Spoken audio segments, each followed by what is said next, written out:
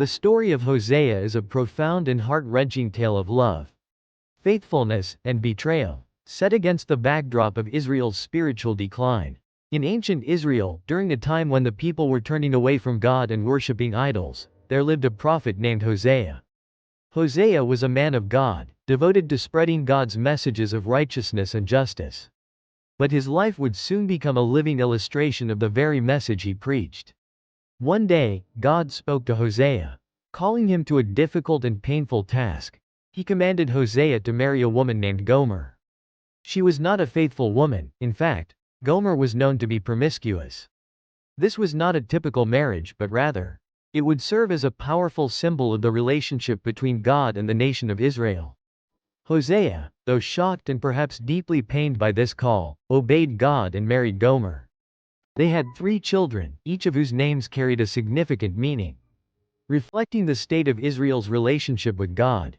The first child was a son, whom they named Jezreel. This name was a reminder of the valley of Jezreel, a place linked to past violence and bloodshed. It symbolized God's coming judgment upon Israel for its sin and idolatry. The second child was a daughter, whom they named Lo Rahama, meaning not loved or no mercy. This name represented the painful truth that God would no longer show mercy to Israel due to their unfaithfulness. The people had repeatedly turned away from him, worshipping false gods and living in rebellion. The third child was another son, and his name was Lo Ami, meaning not my people. This name conveyed God's sorrowful declaration that Israel would no longer be his chosen people because of their unfaithfulness. The bond between God and Israel seemed broken.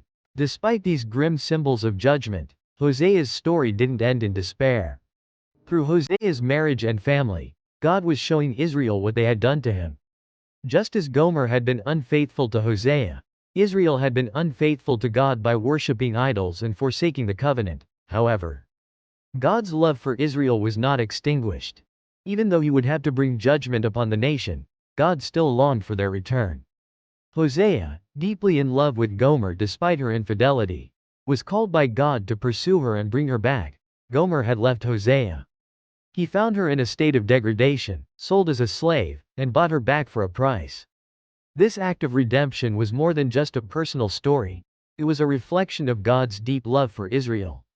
Even though Israel had betrayed him, he was willing to restore and redeem them, offering forgiveness and reconciliation. God's love was steadfast, no matter how far his people had gone astray. As Hosea continued to prophesy, he called Israel to repent, to return to God with sincerity. He warned them of the consequences of their actions. Judgment would come if they didn't turn back to him. Yet, in the same breath, he also offered hope. Hosea promised that after judgment, God would restore Israel, heal their wounds, and renew their covenant. God's mercy would triumph over his judgment. In the final chapter of Hosea, God spoke of a time when Israel would return to him. "Come, let us return to the Lord," the prophet urged. "For he has torn us to pieces, but he will heal us. He has injured us, but he will bind up our wounds." God promised to restore Israel, to forgive their sins, and to bring them peace once more. They would be his people again, and he would be their God. Hosea's life and message were a testimony to God's undying love for his people, no matter how many times they turned away. His story was one of pain, redemption, and hope, demonstrating that God's love is greater than human failure, and his desire for reconciliation is unyielding.